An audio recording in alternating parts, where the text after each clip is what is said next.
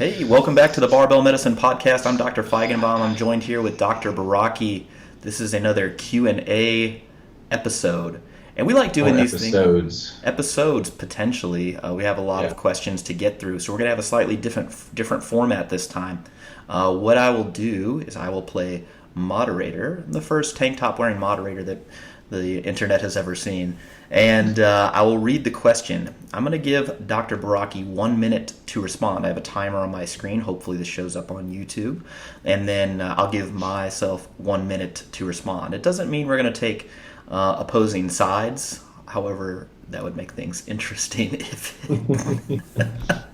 But first, Austin, how's it going, man?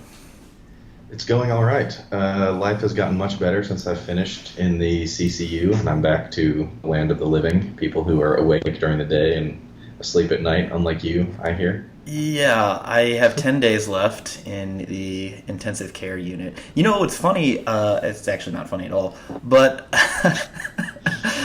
somebody asked me, this female asked me, you know, where I worked, what I did, and I told her I was in the MICU, which stands for Medical Intensive Care Unit, which just refers to adults in the ICU, right? Mm-hmm. And she's like, oh, you mean the NICU? Thinking that I was like an autocorrect. And I'm like, no, that's neonatal intensive care unit.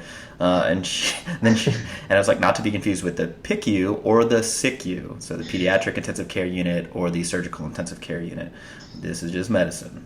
Mm-hmm. And for me, I confuse NICU all the time because I've even heard some people in our place refer to the neuro ICU, like for adults with strokes, as NICU. But I'm, used to thinking about it in the context of neonatal as well. So there's way too many acronyms for different types of ICUs out there. So I think best to stay out of them. Best to stay out. Yeah, I think if you can avoid them. There's too many ICUs. That's true. Yes.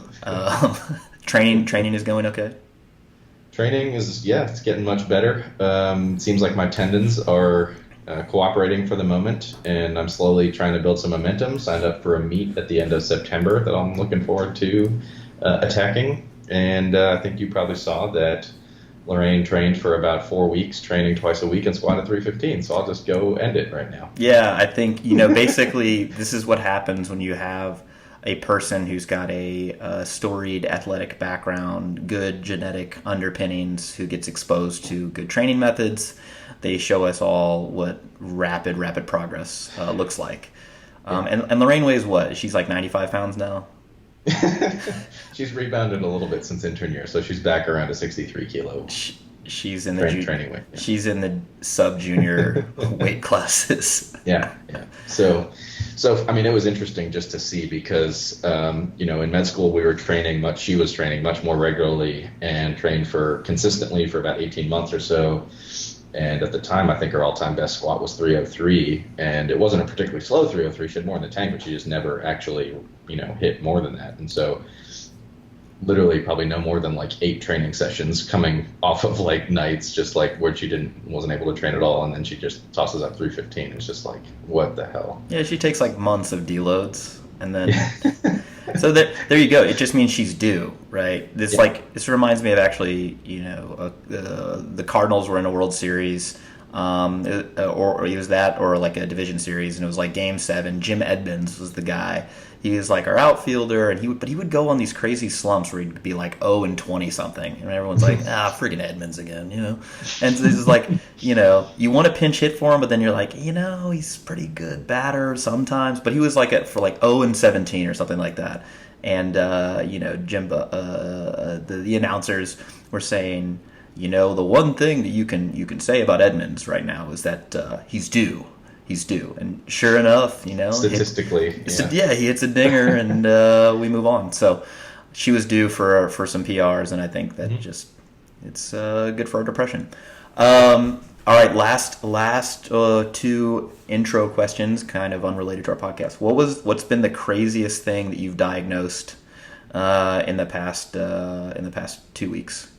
Oh, geez. So I'm currently on an inpatient HIV service, so that's where I see all the weird, crazy stuff that people get when they don't have an immune system, basically. So I think I can think of a few different examples, I suppose. So, one gentleman who was traveling from overseas came in simultaneously with with malaria as well as Yersinia, E. coli, and Giardia all in his gut. So 4 simultaneous different infections. So that was one example. Sounds bad. Seen diffuse cerebral toxoplasmosis. I've seen, multiple cases of pneumocystis, of course. That's like getting to be routine at this point. Cryptococcal meningitis in multiple cases. Just kind of stuff like that you don't see in any other sort of patient, but it becomes routine on this sort of service. So somewhere kind of things that we're seeing. Golian's taking his shirt off right now. Yeah. And for the uninitiated, Golian is it's a lecture series that most medical students will listen to right before they take step 1, which was many years ago for you and I. But his voice rings in your ears when you're taking the test, and so you hear Cryptococcus, and he's broad brace buds. Yeah, I think the craziest thing that I diagnosed was Chagas. Yeah. Well, apparently, the place that I was working is a Center for Excellence. So that actually happens. Trypanosoma, whatever it is. In any event, glad it doesn't have to do with us. And then, what are you reading right now? Oh, geez. So I'm currently deep in the literature of basically gene expression in the context of resistance training, endurance training, and how they influence gene expression. I have so many simultaneous projects going on that I actually have not been able to keep up with leisure reading because I have the Start and Strength Coaches Conference coming up soon, and I'm preparing the presentation or part of the panel presentation on the topic for that. So free time is being taken up by reading on gene expression and tissue level adaptations to these training methods. So, big topics. Sure. I assume most of these are modifiable with stretching and... Yes, mobility WOD induced mTOR expression, I think. That's right. That PIK3 is maximally repressed with... Okay, so again, just as a reminder, here's the format. I play moderator. I'm going to give both of us a minute on the clock to respond to all of your fantastic questions. I apologize in advance for the snark, but that's just our personalities at baseline.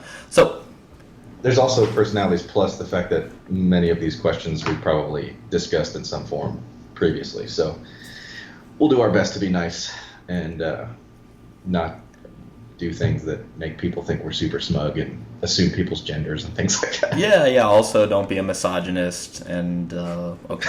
Other various accusations. Sure. All right.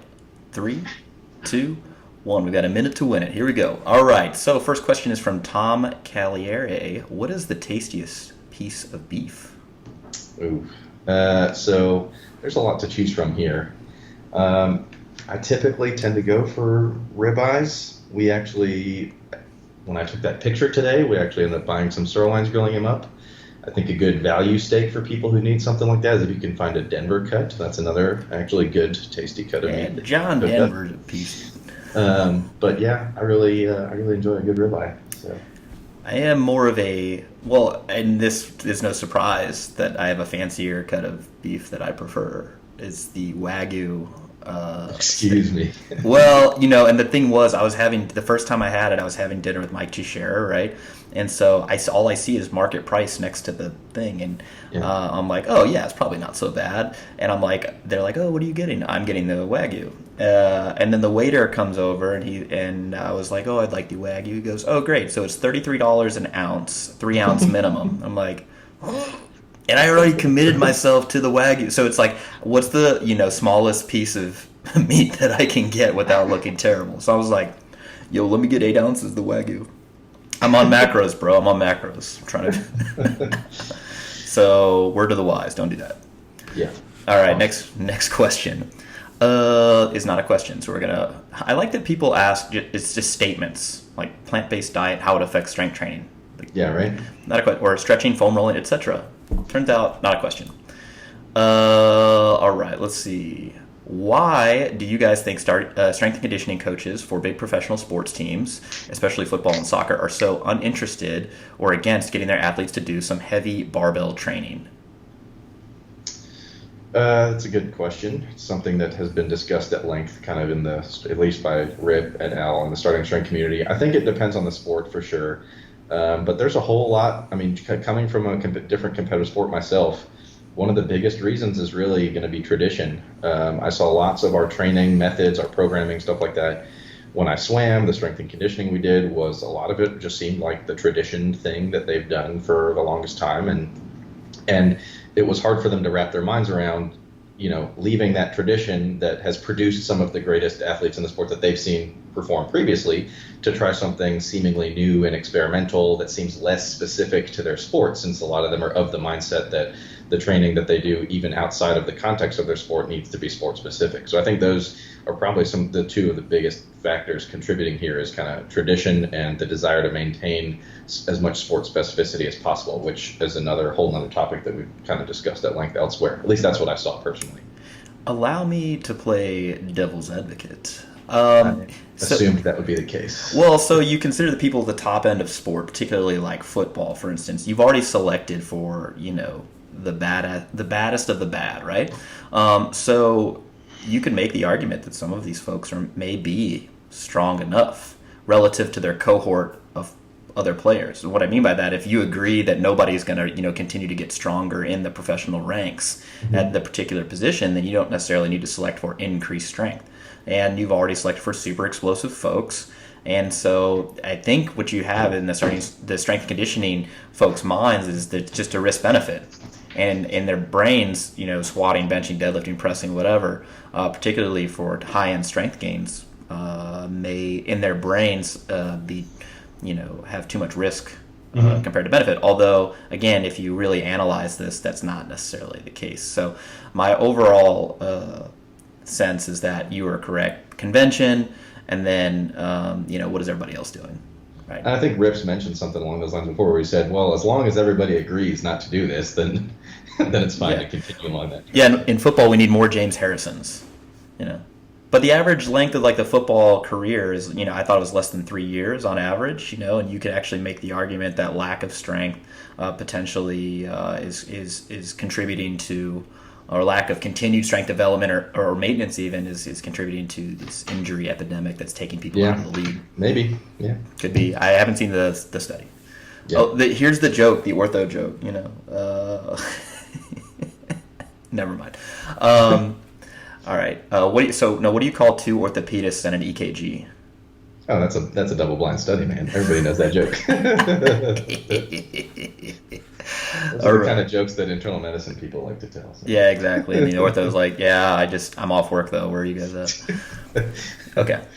This is from Mr. Flores. 3 top things that an intermediate should consider to do to continue making progress after linear. So, just as an aside, this person lumped in linear progression, heavy, light, medium, etc. Yeah. So those are not things that can be lumped in. I think we need to be more we need to delineate what period of time we're talking about more specifically. But let's assume that you're saying that the things that you can do to continue making progress after you finish your linear progression. And I mean, in my mind, the biggest things, and they're kind of like things that are probably easier said than done, but in general, regardless of where you are in your training period, where you are in your training advancement, training consistency, staying healthy, things like that are going to be the most important to long-term progress, right? Avoiding injury and getting back and staying in the gym. Yep. When you're in the gym, especially after you finish the linear progression, you need to get out of your mind that you need to be grinding the shit out of your last heavy work reps routinely as you were at the end of your LP. You need to not be afraid to add more training volume, potentially at a lower intensity. You need to not be afraid to add additional frequency when warranted on particular lifts when they're not moving. There's nothing magic about doing sets of 5 reps. You can potentially vary the number of reps you're doing. We've talked about all these things before at length. We've said that exercise variation is not the tool of the novice to make progress, but this is the land where it can start to come into play. So don't be afraid to manipulate other training variables once you get to past your novice linear progression phase. Yeah, I think the staying healthy, being consistent, always showing up no matter what, is probably the biggest thing. And then the second thing I would say, or the next sort of level would probably be in agreement with your thing. Don't grind everything out. It's just not going to be productive for long-term training. And then I would finally say that you need to have some guided practice or deliberate practice where someone's guiding you along the way, because they're going to cut down that learning curve. So I think if you have the means and you have the access to a good coach, you should definitely use that. And if you're not, effectively, you're limiting your progression rate. So especially if you're older and you don't have that kind of time to boss around. Exactly. It's not just about trying hard. Sometimes you need consultation. Okay, let's see. Barbells of Bacon asks, when you guys say the Texas method sucks, does that apply to the templates in the 12 ways to skin the Texas method article that I wrote? Well, this is your article. Let me let you answer this one. No. Well, because I wrote it in order to give people options for the Texas method style programming that actually comport with what we know to work for strength progression. And I would further say people have been saying for years now, or a long time now, that Texas method is a young man's program, and et cetera, et cetera. And I would actually make the argument that even for a young man, it's not optimal. So for any particular outcome. Yeah. Okay. Let's see. So, Dr. Baraki, how do you work around a tight schedule and still get training in? I make it work. It's hard to really give a very satisfying answer to that. But I mean, when my work hours get longer, I kind of am more deliberate with the kind of things that I spend my time on. I waste less time in a day, even though I probably don't waste that much time as it is. But I end up getting myself home as soon as I can, into the gym as soon as I can after that. I'll shorten my rest periods. That might mean that the intensity, the weight on the bar might have to go down. That might mean that I might not hit the weights that I was, hoping to hit otherwise. But the idea is that I need to get the training, some form of the training stress in as close as I can to the intended training stress. And so then you need to be flexible. If you need to split up a workout and get some of the work that you had planned in on a different day, that's fine. That people ask us these questions like, what do I do? Do I just ignore the rest of the work? Do I put it off to another day? It's like, if you can fit it in, it's better than not doing it, right? Training is better than not training. So, there's literally a period during my CCU month where I got home and I did 8 sets of 5 on the squat, supersetted with 8 sets of 5 on the bench, because I have 3 racks in my garage gym. So I could go between the 2 racks, and I got 16 working sets done in about 45 minutes. Yep. I was basically, as they say in CrossFit land, like redlining the whole time. My heart rate was up. I wasn't feeling awesome, but I got all that work in, more work than people will do in a regular Texas method volume day workout, but I did it in 45 minutes because I had to get the training in. So it intuits well. It was probably good for 800 on that day. Probably. I think, standard stuff. You and I both probably end up planning when we train if we have a crazy call schedule coming up. Particularly for me, when I have to travel to gyms, having a gym in your place effectively gives you no excuse to miss training ever. And LA's traffic is terrible, so that's really why I have to end up planning a little bit more. But otherwise, you just do. And that's the simplest way to say it, is you just do. There is no excuse for missing training. And I don't mean that to say if someone close to you passes away, or there's like this terrible medical thing or emergency or whatever, but there's always going to be reasons to skip the gym, and your goal is to only accept the ones that are very, very severe. If you feel tired, if you feel a little sore, if you feel a little sick, and I don't, I'm not saying that you have to be like us. And go kamikaze in the gym, because that's just what we love to do. But I'm just saying there's going to be no sort of sympathy that I give for like, oh, you're busy, and again, no judgment. It's just, you ask us, how do you find time to train? You just do it.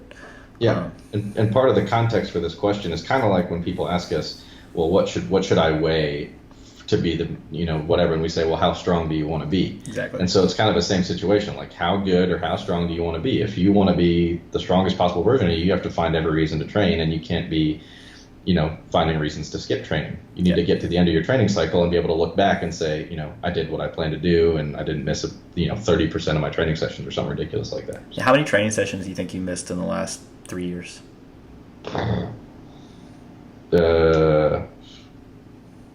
One, I don't know, not very many at all. Yeah, I don't think I missed any. I think I probably just rescheduled it to just fit the work in elsewhere. So I don't really think I have missed any. Exactly, same. Interesting. Yeah. Thank you for this interesting consult. Yeah. Thanks for joining me. We'll be back in the near future. And thanks for your questions, everybody. Thanks for listening. Yeah, so I'm going to add 2 things here. Number one, if you had your question answered, you are hereby required to go on iTunes and leave a review. Ooh, that would be great. I'll say that. Yeah. Anyone else is highly encouraged to. You don't necessarily have to. But those who have their questions answered, I'm going to say you're required to. Of course, I have no way of enforcing this, but it'd be very helpful. So please do that. Yeah. And then I think the other thing. Yeah, go ahead. I think if our reviews don't go up by at least 20, then we're going to know something's up. Yeah, we have to boycott doing Instagram lives for a while or something. Oh, yeah. And then the other thing is that we recently announced that we're going to be doing a seminar down here in San Antonio in September. So you all should look into that and register. Come on down. We're going to be doing lots of lectures, in-depth material on various medical topics that we commonly get asked about, debunking BS as we tend to do. And you're also going to get live in-person coaching from us on the basic barbell lifts as well. So it should be a good weekend. So sign up and come down to San Antonio and visit. Yes, there's a link in my bio. It's on the Eventbrite page, and we'll be pimping that thing until it sells out. So yeah, make it happen, people. All right, cool. All right, guys. See ya. So, see you later, man. Bye.